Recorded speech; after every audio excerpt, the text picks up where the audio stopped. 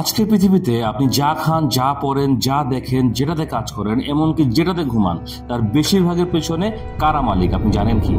শুনতে অবাক লাগতে পারে, কিন্তু মাত্র দুটি কোম্পানি, ব্ল্যাকরক ও ভ্যানগার্ড, বিশ্বের হাজার হাজার বড় কোম্পানির মালিক।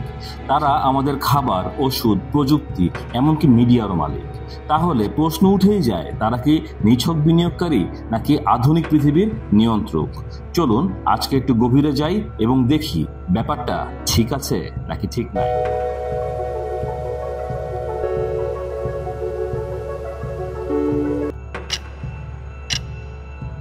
ব্ল্যাকরক প্রতিষ্ঠিত হয় 1988 সালে, যার বর্তমান সিইও হলো ল্যারি ফিঙ্ক। আজকের দিনে এই কোম্পানি নিয়ন্ত্রণ করে প্রায় $10 ট্রিলিয়ন বেশি সম্পদ।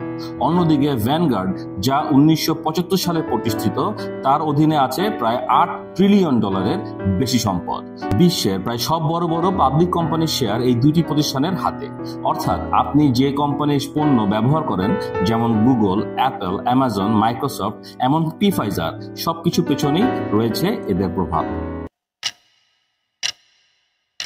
ব্ল্যাকরক ও ভ্যানগার্ড সরাসরি কোনো কোম্পানির সিইও না হলেও তারা কোম্পানির বোর্ডে ভোট দিতে পারে, নৈতিক সিদ্ধান্তে প্রভাব ফেলতে পারে এবং মার্কেট মুভমেন্টের বড় অংশ নিয়ন্ত্রণ করতে পারে। তারা একসাথে শেয়ারধারী হয় মাইক্রোসফট ও অ্যাপলের মতো প্রতিদ্বন্দ্বী কোম্পানিগুলোতেও। এর মানে তারা চাইলে পুরো ইন্ডাস্ট্রির ভবিষ্যৎ বদলে দিতে পারে। যেমন কার প্রোডাক্ট বাজারে আসবে, আবার কারটা হারিয়ে যাবে, বা আপনি কে কাকে অধিগ্রহণ করবে, তা পুরোটাই নিয়ন্ত্রণ করে তারা। ব্ল্যাকরকের সবচেয়ে ভয়ঙ্কর ও শক্তিশালী অস্ত্র হলো একটি সফটওয়্যার প্ল্যাটফর্ম, যা আলাদিন নামে পরিচিত। এই এআই চালিত সিস্টেম প্রতিদিন প্রায় 21 ট্রিলিয়নের বেশি সম্পদের ডেটা বিশ্লেষণ করে এবং বলে দেয় কোথায় ঝুঁকি, কোথায় মুনাফা। বিশ্বব্যাংক, আইএমএফ, এমনকি অন্যান্য বড় ফান্ড ও গভর্নমেন্টও এই সিস্টেমের উপর নির্ভর করে। মানে ব্ল্যাকরক জানে আপনার দেশের অর্থনীতি কোন দিকে যাবে বা যাচ্ছে। এই দুই প্রতিষ্ঠানের এত বেশি ক্ষমতা হওয়ার বেশ কিছু প্রশ্ন উঠে আসে। এক, টু বিগ টু ফেল। যদি ব্ল্যাকরক বা ভ্যানগার্ড হঠাৎ করে পড়ে যায়, তাহলে বিশ্বের অর্থনীতি একেবারেই কেঁপে উঠবে, 2008 সালের থেকেও ভয়ঙ্কর হয়ে যাবে। স্বার্থের দ্বন্দ্ব বা কনফ্লিক্ট অফ ইন্টারেস্ট, তারা প্রতিদ্বন্দ্বী দুই কোম্পানিতেও বিনিয়োগ করে, যা বাজার প্রতিযোগিতাকে অস্পষ্ট করে তোলে। 3, অদৃশ্য মালিকানা। ভ্যানগার্ডের মালিকানা কাঠামো এতটাই গোপনীয় যে বোঝা যায় না কে বা কারা এর নিয়ন্ত্রক বা মালিক। 4, রাজনৈতিক প্রভাব।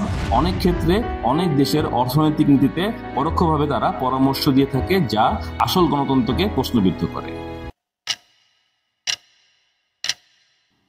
এই প্রতিষ্ঠানগুলো বাজারে স্থিতিশীলতা আনে, বিনিয়োগকারীদের মুনাফা দেয়, এই দিক থেকে অবশ্যই এটা ঠিক আছে। কিন্তু যখন দুইটি বেসরকারি কোম্পানি পুরো পৃথিবীর কোম্পানির মালিক হয়ে যায়, তখন তথ্য, বাজার, মিডিয়া এবং সবকিছুই যখন তাদের উপর প্রভাব ফেলে, তখন আমরা সত্যিকার অর্থেই নিজেদেরকে চিন্তা করতে পারি, আমরা কি আসলেই স্বাধীন নাকি পরাধীন?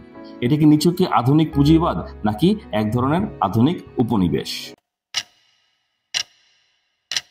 আপনার মতে কি এটা ঠিক আছে নাকি ঠিক নাই? কমেন্টে লিখুন, শেয়ার করুন বন্ধুদের সাথে। আর এ ধরনের তথ্যবহুল ভিডিও পেতে সাবস্ক্রাইব করুন আমাদের চ্যানেল ঠিক আছে নাকি ঠিক নাই। আমরা ফিরছি পরবর্তী পর্বে, যেখানে জানবো দ্য গ্রেট রিসেট পৃথিবী নতুন করে সাজানো হচ্ছে। এটা কি ঠিক আছে নাকি ঠিক নাই? আজকের মতো ধন্যবাদ, ভালো থাকবেন, সুস্থ থাকবেন। আসসালামু আলাইকুম।